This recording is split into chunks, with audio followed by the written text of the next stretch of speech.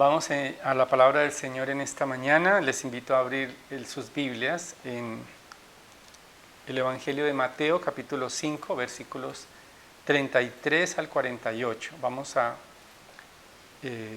ir a Mateo, capítulo 5, versículos 33 hasta terminar el capítulo 5.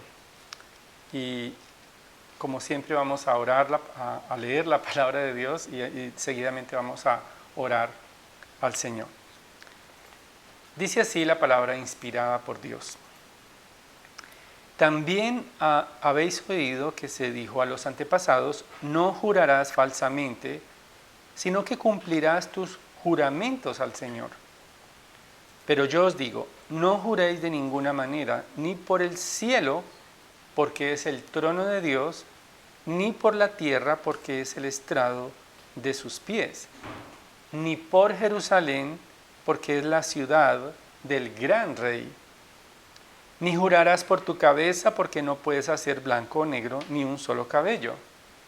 Antes bien, sea vuestro hablar sí, sí, o no, no. Y lo que es más de esto procede del mal. Habéis oído que se dijo ojo por ojo y diente por diente. Pero yo os digo, no resistáis al que es malo, antes bien, a cualquiera que te abofetee en la mejilla derecha, vuélvele también la otra. Y al que quiera ponerte pleito y quitarte la túnica, déjale también la capa. Y cualquiera que te obligue a ir una milla, ve con él 2. Al que te pida, dale, y al que desea pedirte prestado, no le vuelvas la espalda.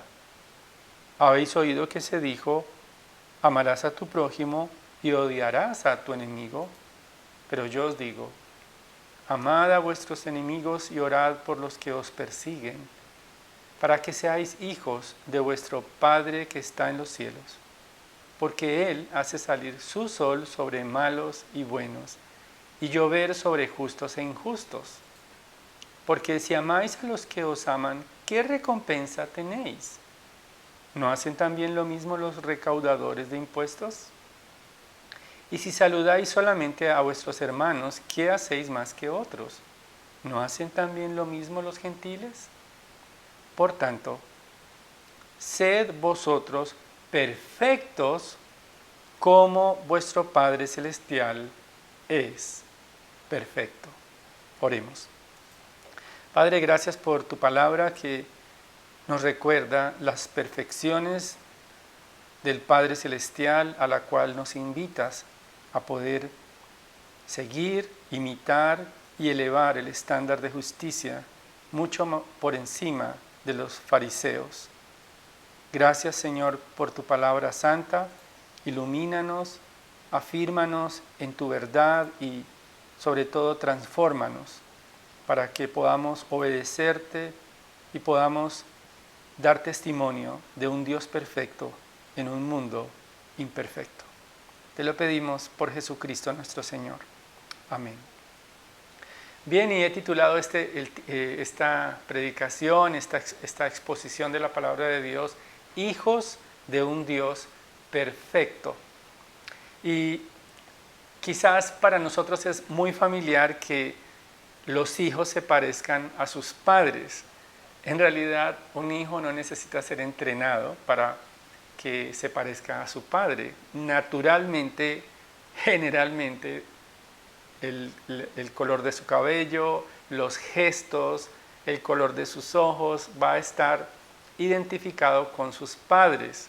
Casi siempre es una herencia que tenemos de nuestro ADN y no sé si les ha pasado, pero a veces reconocemos a los hijos y por la manera de caminar decimos cómo se parece a su padre por sus gestos y biológicamente obviamente siempre hay un parecido, ya sea al papá o a su mamita, pero también podemos parecernos a nuestros padres por medio de la imitación de lo que ellos hacen.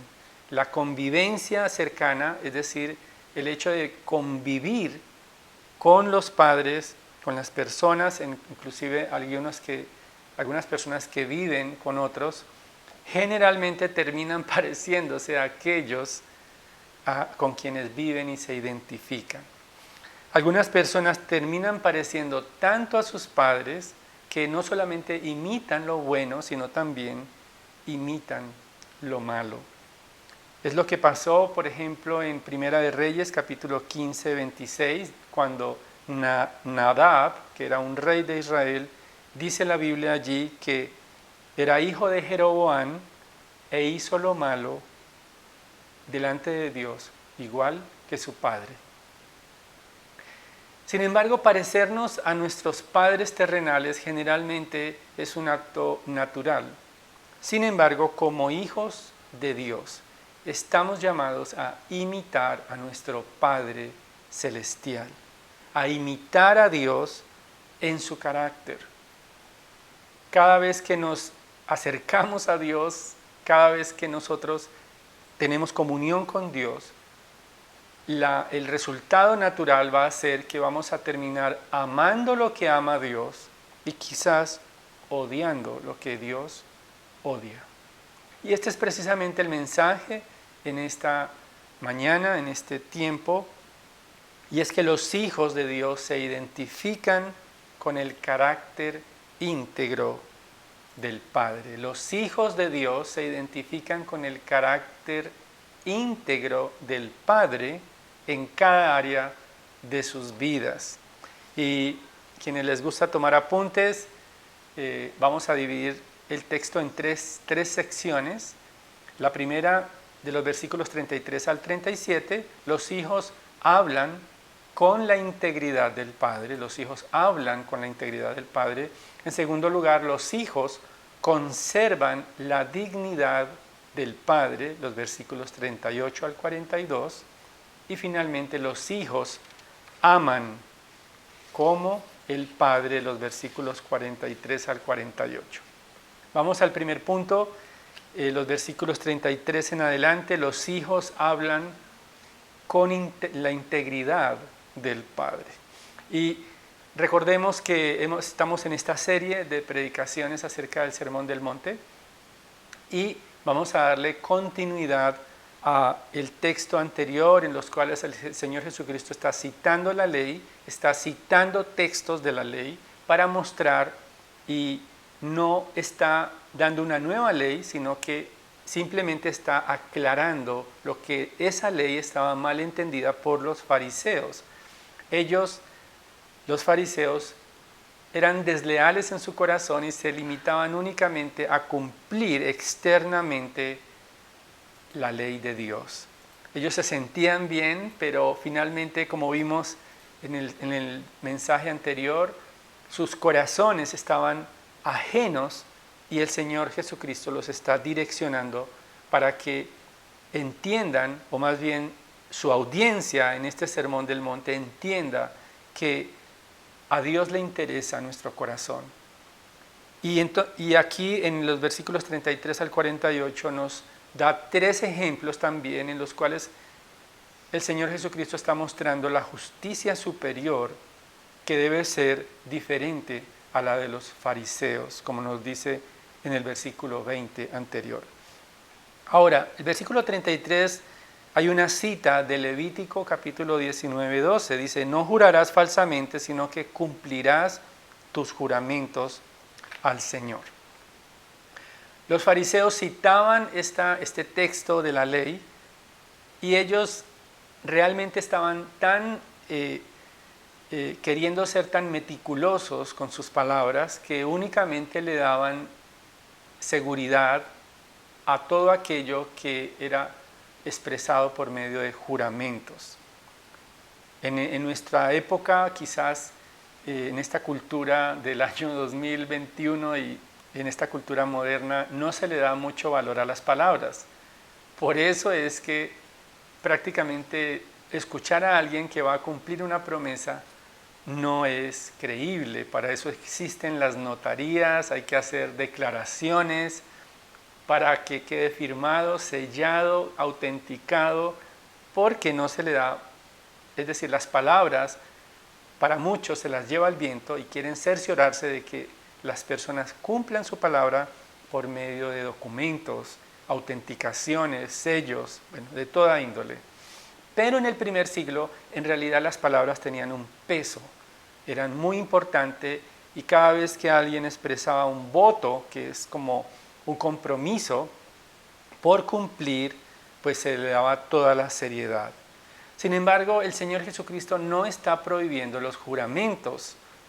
En realidad está mostrando que podemos tener integridad en nuestras palabras, que realmente nuestro corazón va a mostrar integridad cuando hablamos sin necesidad de estar jurando y sin necesidad de lo que pasaba en ese primer siglo. Los fariseos tenían que jurar para que les creyeran y exigían a otros juramentos para validar la palabra.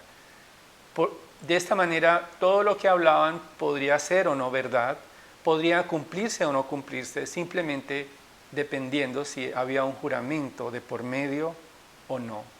Hoy en día utilizamos algo muy parecido al juramento, que son los votos matrimoniales. Y cuando una pareja se está casando, en realidad está presentando a Dios un compromiso de cumplir unos votos matrimoniales, es decir, es como un juramento delante de Dios de que generalmente siempre dicen los novios hasta que la muerte nos separe. Esos votos se ratifican con unas palabras. ¿Aceptas a este hombre? ¿Aceptas a esta mujer? Y ellos dicen, sí, acepto. De esa manera están refrendando lo que están exponiendo en sus votos. Y el versículo 37 nos dice el Señor, antes bien, sea vuestro hablar sí, sí o no, no, y lo que es más de esto procede del mal. Los fariseos parece que tenían la costumbre de jurar por el cielo, por la tierra, por Jerusalén, por sus propias cabezas, dice el versículo 36, ni jurarás por tu cabeza porque no puedes hacer blanco o negro ni un solo cabello. Estos juramentos que parecían bastante religiosos porque mencionaban el nombre de Dios, casi siempre estaban mediados por un corazón engañoso. Dios, el Señor Jesucristo, está dirigiéndose a la integridad del corazón, es decir, a una justicia superior, para que no sea necesario jurar o no sea necesario hablar con integridad únicamente cuando estamos frente a un notario. El Señor está también dirigiéndonos a que imitar a Dios, el carácter de Dios, lo podemos imitar a través de nuestras palabras, de la manera como hablamos, de la manera como cumplimos nuestras palabras, nuestros votos, nuestras promesas, nuestras declaraciones tienen que ser íntegras, tal como Dios mismo en su palabra es íntegro al expresar que Él enviaría a su Hijo Jesucristo por nosotros y cumplió su palabra, aunque le costó la vida de su propio Hijo con sangre y dolor. Las palabras que tenemos aquí en la Escritura son palabras genuinamente valederas. No necesitamos más señales. Ya el canon de la Biblia está cerrado y nuestro hablar íntegro de esa manera también estamos imitando el carácter de un Padre íntegro.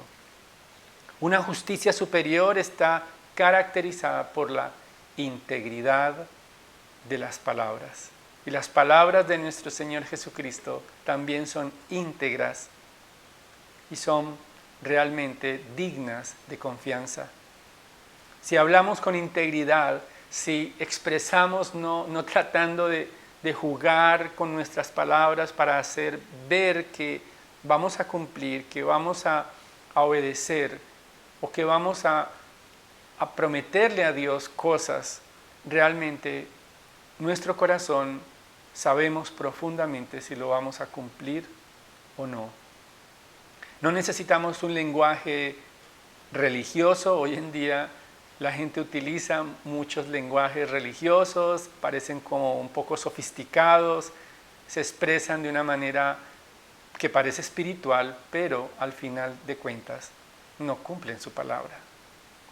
Sin embargo, Dios conoce el corazón de sus hijos y el estándar que nos muestra la palabra de Dios acerca del carácter de Dios es un estándar alto también en lo que tiene que ver con la manera en que hablamos, con la manera en que somos íntegros al hablar. Pero además de eso, a partir del versículo 38, vemos que los hijos conservan la dignidad del Padre, los versículos 38 al 42, y ya voy a explicarles un poco de qué se trata la dignidad. ¿Cómo es que vemos la dignidad allí en esas expresiones que no está como muy claramente definido? Pero el verso 38 dice, habéis oído que se dijo ojo por ojo y diente por diente, la famosa ley del talión. Este versículo es una cita, esa expresión de Éxodo capítulo 21, versículo 24. En realidad este precepto, ojo por ojo, diente por diente, fue dado por Dios para evitar excesos al momento de poder castigar una ofensa. En realidad, ojo por ojo y diente por diente significa que alguien debería no exigir más allá de la ofensa recibida. Debería haber proporcionalidad para evitar injusticias, porque muchos querían, si les robaban una oveja, entonces querían un ganado, 10 ovejas. Entonces, realmente lo que quiere Dios hacer con esta expresión ojo por ojo y diente por diente significa que si se te perdió una oveja, si te murió una oveja, pues vas a recibir una oveja y no más. Por lo tanto, esta ley era una ley justa, era una ley, el espíritu de la ley, o más bien la intención de Dios al expresar ojo por ojo, diente por diente, era ser proporcionales de la ofensa con el castigo. Sin embargo, los fariseos habían utilizado esta expresión ojo por ojo y diente por diente como una excusa para validar, para tomar venganza, como si fuera un mandato de Dios. Enseñaban, basados en la ley de Moisés, que no podía quedar ninguna falta impune y que realmente en sus corazones las ofensas tenían que ser pagadas hasta la saciedad y que todos aquellos que por la ley leían este precepto estaban habilitados para vengarse, para poder saciar la sed de venganza de sus corazones. Pero el Señor Jesucristo, en esta justicia superior, en este sermón del monte, está mostrando los estándares del reino de Dios, que son más elevados que las de los fariseos.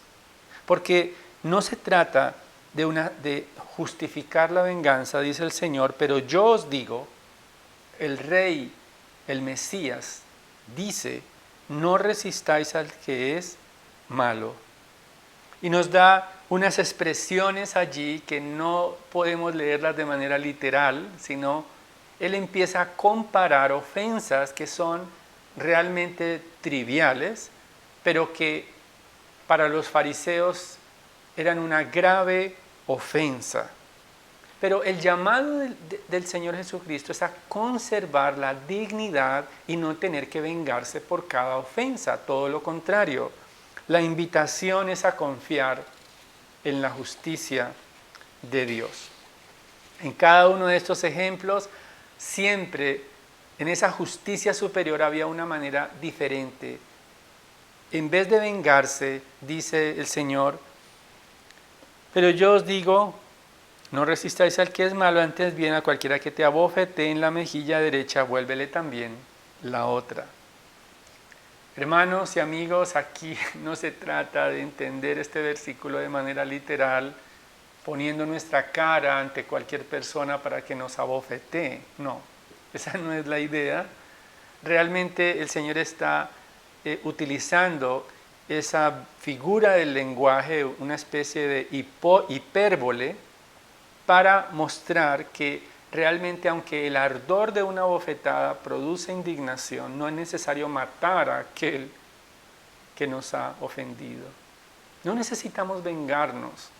Él dice, si eres despojado de una túnica era lo que se ponían en el primer siglo por encima de la ropa, podías ser despojado, pero no quedabas desnudo. El versículo 41 dice, y cualquiera que te obligue a ir 1 milla, ve con él 2 millas. 1 milla es aproximadamente 1600 metros, un kilómetro y medio, un poco más. Pero los soldados romanos tenían el derecho de exigir a cualquier transeúnte, si un soldado estaba llevando una carga, podían llamar a cualquier judío y pedirle que le acompañara y que le llevara su carga por al menos 1 milla, es decir, por 1600 metros. Pero el Señor, ¿qué dice?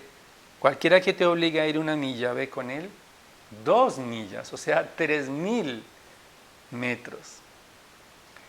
El hecho de no simplemente sentir odio por ese soldado romano, por hacerle cargar esa milla injustamente, en realidad el Señor está diciendo, ustedes conservan su dignidad, ustedes son dignos de Dios, porque realmente su dignidad no se va a ver afectada por el hecho de ser abofeteados, en dado caso, o por ser quizás despojados, o quizás abusados, porque el reino de Dios implica sufrimiento y persecución.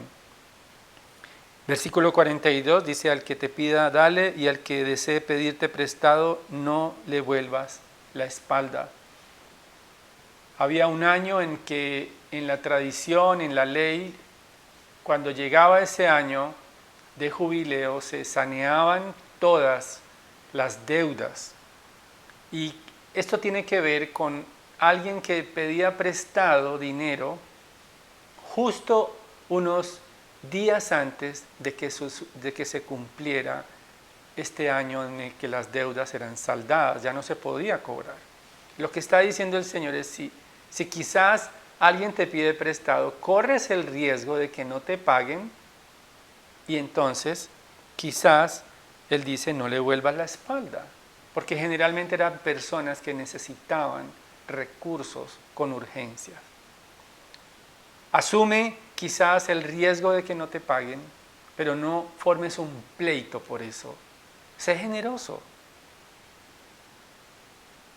Prestar dinero, ser obligado a cargar 1 milla, ser despojado de una túnica, ser abofeteado, realmente todo esto no es literalmente lo que nos va a pasar, pero sí envuelve el concepto de que un corazón vengativo no compagina con el corazón de Dios. El punto aquí es que los hijos de Dios no necesitan ir a los tribunales para hacer valer su dignidad. Podemos perder, podemos dejar quizás que nuestra dignidad sea ofendida, pero muchas veces queremos venganza. Estamos sedientos de hacer valer a aquel que nos ha ofendido y queremos publicarlo también para que otros se den cuenta quién nos ha ofendido. Hoy en día las redes sociales son el escenario donde unos y otros se vituperan públicamente. Algunos anónimamente están insultando a los creyentes, están vituperando el nombre de Dios, están burlándose de Jesucristo, están burlándose de la verdad de Dios, usan esos escenarios. Otros lo hacen a viva voz, otros lo hacen en las plazas públicas, en las calles, en las aulas. Todos ellos, inclusive calumniando a los creyentes. Pero la pregunta es, ¿tenemos que defendernos todo el tiempo? ¿Tenemos que escribir una ofensa mayor para que se den cuenta quiénes somos nosotros? Creo que no. Primera de Pedro, capítulo 21 al 23, el texto que leíamos al principio, dice lo siguiente el apóstol Pedro, y creo que está muy alineado con lo que el Señor Jesucristo nos está enseñando allí en el Sermón del Monte. Porque para este propósito habéis sido llamados, pues también Cristo sufrió por vosotros, dejándoos ejemplo para que sigáis sus pisadas, el cual no cometió pecado, ni engaño alguno se halló en su boca, y quien cuando le ultrajaban, no respondía ultrajando. Cuando padecía, no amenazaba, sino que se encomendaba a aquel que juzga con justicia. Hermanos, quizás te han ofendido, quizás te han calumniado, te han blasfemado tu dignidad, y quizás muchos de nosotros nos sentimos con el deseo inicial de esto tiene que ser pagado inmediatamente. Pero la invitación del Señor Jesucristo no es simplemente a formar un pleito, a llevar a los estrados judiciales a todos, sino más bien recordar que la dignidad de los hijos de Dios permanece intacta. Es común que el mundo no quiera pasar por alto las ofensas, pero podemos imitar a Dios pasando por alto las ofensas por causa de nuestro Padre Celestial. Finalmente, los hijos aman como el Padre. Los versículos 43 al 48. Hay una cita de Deuteronomio 23, del 3 al 6. Amarás a tu prójimo, dice el versículo 43, y odiarás a tu enemigo. Realmente esto no es lo que dice literalmente el Antiguo Testamento. Esto era lo que los fariseos habían tratado de presionar ese texto para inculcar a otros que debían odiar a todo aquel que no fuera de su propia raza, de su etnia. El Señor lo que había dicho era allí en ese texto de Deuteronomio capítulo 23, era que aquellos que estaban excluidos de la asamblea de Dios eran los amonitas, los moabitas, y Dios tenía una razón contundente. Estos pueblos habían maldecido al pueblo de Dios. Ahora, en realidad, el Señor está corrigiendo esta enseñanza falsa de los fariseos para que, en vez de eso, dice el versículo 44, pero yo os digo, amad a vuestros enemigos y orad por los que os persiguen. El amor este amor por los enemigos no significa que tenemos que hacer quizás de expresiones amorosas, quizás románticas con los enemigos de Dios, sino que ese amor debe ser expresado en obras de amor hacia ellos, como orar por ellos y aún amar de manera activa a aquellos que nos persiguen. Y la razón que nos da el Señor para que podamos amar a aquellos que no son como nosotros, aquellos que quizás blasfeman el nombre de nuestro Salvador y de paso blasfeman y calumnian a la iglesia, dice el versículo 45, para que seáis hijos de vuestro Padre que está en los cielos, porque Él hace salir su sol sobre malos y buenos y llover sobre justos e injustos. En otras palabras, el Señor envía su gracia común, sus misericordias, aún sobre aquellos que no lo merecen. Aún los que blasfeman, los que odian a Dios, los que se rebelan contra Dios, los que pecan contra Dios, los que no le agradecen a Dios, todos ellos se benefician del sol que les alumbra, de la lluvia día a día.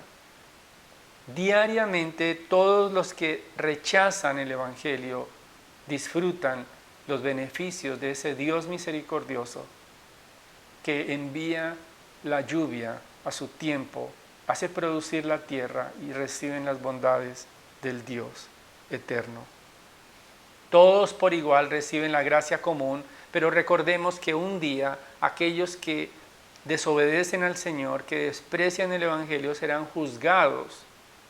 Pero aquellos que hemos creído en el Señor, cuando termine esta era, seremos acogidos por Dios y amados por Él de manera especial para siempre. Los fariseos se conformaban con una justicia externa únicamente, amando a quienes les amaban, dice el Señor, porque si amáis a los que os aman, ¿qué recompensa tenéis? Eso hacían también los publicanos, es decir, los recaudadores de impuestos. Ellos sabían que si amaban o agasajaban a otros, iban a recibir lo mismo. Pero también dice que si saludáis solamente a vuestros hermanos, ¿qué hacéis más que otros? Esa es la justicia inferior. Solamente saludar a quienes nos saludan, amar a quienes nos aman. Y ese saludo era un saludo especial, el saludo judío, era querer la paz para estas personas. Pero ellos enseñaban que no había que buscar la paz únicamente para los que pertenecían al pueblo del pacto de Dios. Sin embargo, esto mismo hacían los gentiles. Los gentiles dice que también saludaban a aquellos que los saludaban, a los hermanos gentiles. En realidad, el Señor nos llama a no tener un corazón calculador, a no tener un corazón que calcula el bienestar para otros dependiendo si son como nosotros o como los fariseos, si pertenecen a la misma raza que ellos.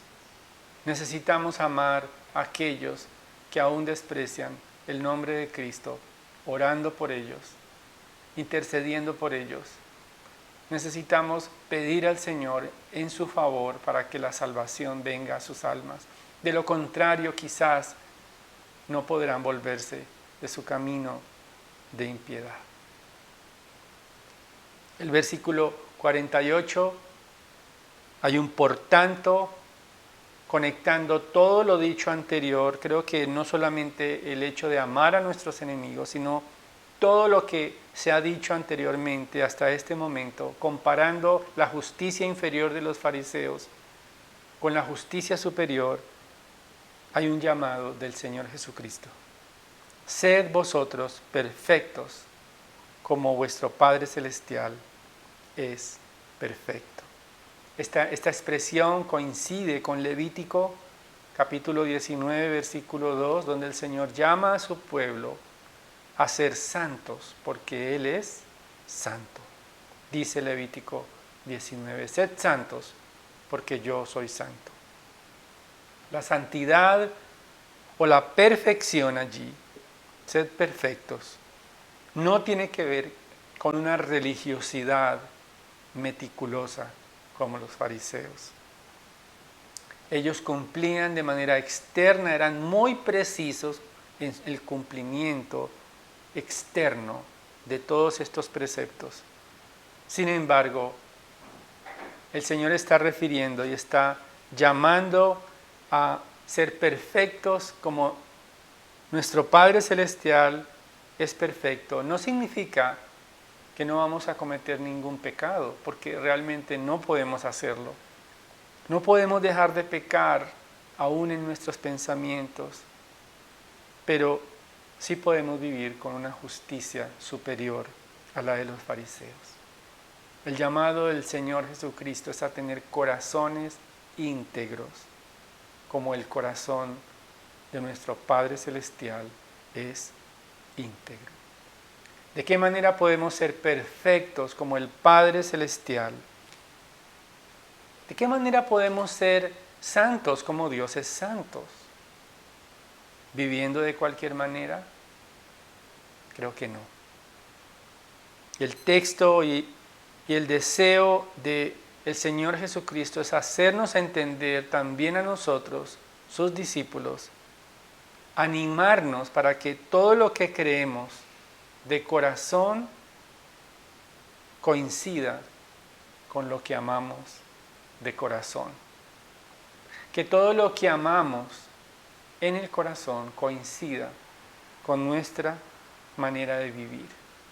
Que la manera de vivir sea el reflejo de un corazón íntegro para Dios. No podremos imitar el carácter íntegro del Padre si no lo conocemos, si no estamos en comunión con nuestro Padre Celestial. Y la única manera de tener comunión con el Padre es a través de nuestro Señor Jesucristo. Él nos ha provisto entrada al Padre Celestial para que lo amemos, para que lo imitemos, para que podamos gozar con Él de la comunión con el Padre, y de esa manera podremos tener un corazón íntegro y ser perfectos como Él, elevando el estándar de justicia para nosotros. ¿Qué tan alto es tu estándar de justicia? ¿Qué tan alto realmente consideras a tu Dios? Quizás estás dándole las migajas de este mundo, pero elevemos el estándar de santidad, porque Dios es santo y nuestro Padre Celestial solo admite hijos que desean agradarle perfectamente. Oremos. Padre, gracias por tu palabra que nos confronta, que nos da realmente un sentido diferente al cual estamos acostumbrados a comportarnos bien externamente. Ayúdanos para que nuestra manera de hablar, nuestra manera de buscar resarcir las ofensas, esperemos en tu justicia. Que realmente nuestras vidas en todas las áreas reflejen un corazón íntegro y sobre todo que podamos amar como tú nos amaste, dándonos aquello que no merecíamos. Redención y salvación a tus enemigos. Gracias, Señor. Queremos imitarte y ayúdanos para poder ser perfectos, porque tú eres perfecto para siempre. Te lo pedimos en Cristo. Amén. Dios les bendiga.